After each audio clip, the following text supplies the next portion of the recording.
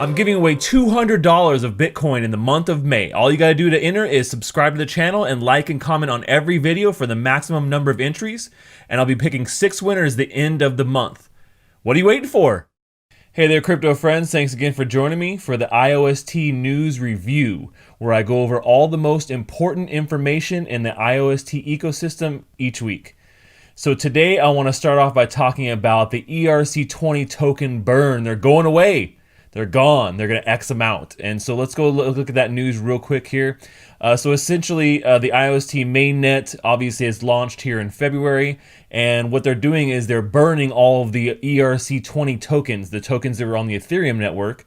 And they're doing it in kind of like a staged development. So you can see that April 26th, just a couple days ago, we had about 494 million ERC IOST tokens that were burned. It was the 5th successful batch. And you can see they've done actually previous token burns throughout the last couple of weeks. So they're going to get to a point where there's going to be no ERC20 tokens left. And this basically comes back with, comes down to like people exchanging them for their IOST mainnet tokens. So I think that's really a cool way to kind of do it. They're kind of staging it in here. And this is actually really important news because right now, you know, that's over about 80% of the initial 11 billion IOST ERC20 token supply that was already out there. And so if you are still holding on to some ERC20 IOST tokens, you need to get rid of them, go change them in for the mainnet tokens and let them burn and get them gone. We don't need them no more, right? That's where we're at. So important news there. Then I'll kind of move on to the next most important news, I think, is really about the serving node requirements being changed and updated.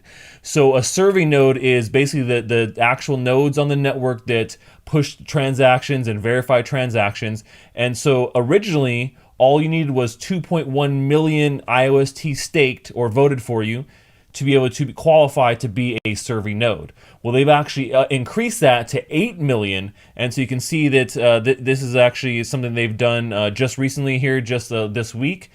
And the whole point for doing this is to help ensure the stability and the progressive scaling of IOST in the future. And so as of April 30th, they made it, that's the new requirement moving forward. So if you want to be a serving node, like I'm trying to get to being serving node status, it does require a lot of resources and definitely have to have at least 8 million votes now to be able to do it. And they can actually, I like that they actually share some of those things here specifically about what it takes to be a serving node. So you do have to have those 8 million votes. But you also have to have these minimum server requirements, and they actually give you like an estimate of what it actually costs on AWS, which is Amazon Web Services, to be able to run a serving node. And so they estimate about $500 USD per month to run a server that hosts the IOST network. And obviously you have to be a little bit more tech savvy to be able to do something like this. But you then do get a good percent of those yearly rewards, right? Which is, what does it say, 25%? Yeah, so block production reward pool is 25% of total yearly rewards. And so you also get your share of the vote when it comes to contribution rewards as well. And so that's also makes a pretty good incentive to want to run a survey node. But it is like a very technical thing. So in general, they actually even give you like outlines here to become a survey node. So you're going to meet all the requirements. You have to set up your server, and you have to join the IOC development Slack channel. And then your server will be tested for performance and stability, and then you'll essentially be onboarded. So it is a multi-step thing that takes a little while. So once you do have your node set up, do expect it to be 1 or 2 weeks. So anyways, important the fact that they've increased the limit. I think that's actually a good thing in my opinion. And so it's going to really make these the serving nodes have to have a lot of support from the community to be able to actually run and be reliable, which is important. So the next thing I'll look at here is the weekly DApp roundup. So this is something that IOST does bi-weekly, and I think this is actually a really cool thing. And it basically just gives you an overview of all the dApps that are being built on the actual platform. And you can see that right now they give you a little bit of an overview. There's been 14 dApps right now. The number of partner nodes are 238. And there's been 36 million transactions. And one of the things I'll actually note here in one of the next articles is about how we've passed Ethereum on that, which I think is important. But it kind of gives you like a little overview of exactly what it is. And then I like that they go into detail here talking about the different actual dApps that are on. So there's one called Crypto Ninja, which I looked at. It was actually kind of interesting.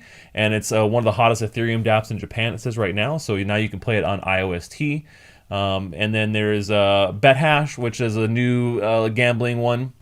And then you can see there's a couple other dApp ecosystems. Horse Saga starts. These are actual in progress ones. So this looks kind of interesting. It's a lot of these are going to be Asian focused or Asian based games because that's where iOS is located and they're headquartered. But they are definitely very global. This one looks actually pretty cool. iOS Land by NeoWorld to launch on iOS. I think that's kind of interesting. It's like an online multiplayer virtual world. Fish Chain dApp. I think it's kind of like CryptoKitties but for fish, right? And then once again, they have a lot of really great reasons to be building on iOS, which they give here. In particular, the development environment in JavaScript is actually really quite a boon, I feel.